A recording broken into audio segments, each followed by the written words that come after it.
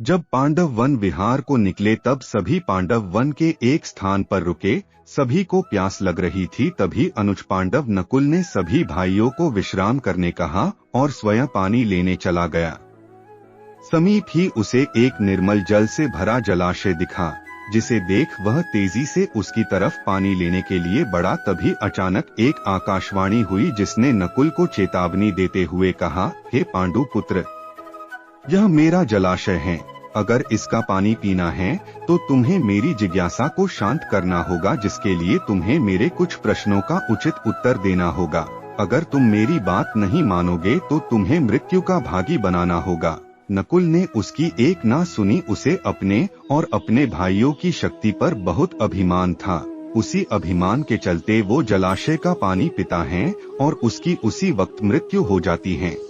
बहुत देर तक नकुल के वापस न लौटने पर सहदेव उसकी खोज में निकलता है और सहदेव को भी आकाशवाणी सुनाई देती है, लेकिन वह भी अभिमान स्वरूप मारा जाता है।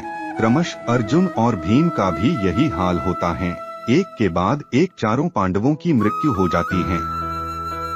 कुछ देर बाद कोई वापस नहीं लौटा तो युधिष्ठिर सबकी खोज में जलाशय के पास पहुँचे। भाइयों की ऐसी दशा देख वह बहुत चिंतित हुए और क्रदुन स्वर में सभी को पुकारने लगे।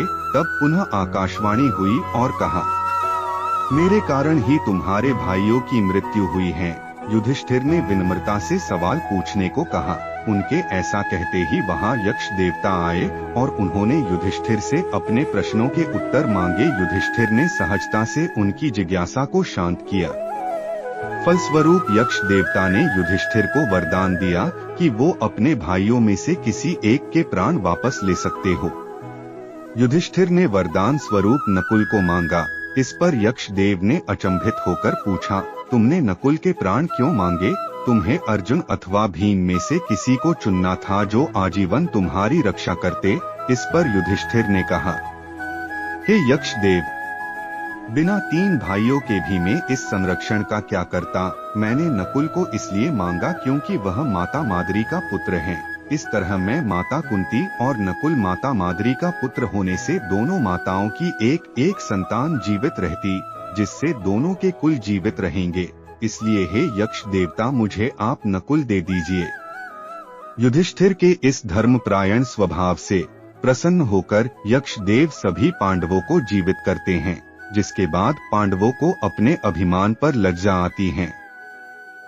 श्री कृष्ण ने कहा है, जो धर्म की रक्षा करते हैं, धर्म सदैव उनकी रक्षा करता है। युधिष्ठिर के इसी स्वभाव के कारण सभी पांडवों को जीवनदान मिलता है।